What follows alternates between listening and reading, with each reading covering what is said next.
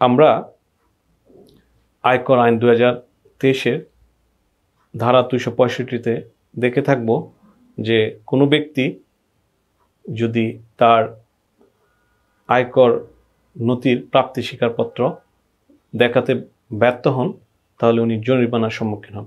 কতিপয় ব্যবসায়ীদের ক্ষেত্রে এইটা প্রদর্শন করার বাধ্যবাধকতা আছে, অর্থাৎ উনি যে ব্যবসা প্রতিষ্ঠানে মালিক বা যে ব্যবসা প্রতিষ্ঠান, যেখানে অফিস বা যেখানে কলকারখানা, ওখানে ওটা উনি প্রদর্শন করতে বাধ্য, অর্থাৎ যেখানে দেখা যাবে। হতে পারে উনি রেস্টুরেন্টের মালিক, হতে পারে একটি ডায়াগনস্টিক সেন্টারের মালিক, কমিউনিটি সেন্টারের মালিক।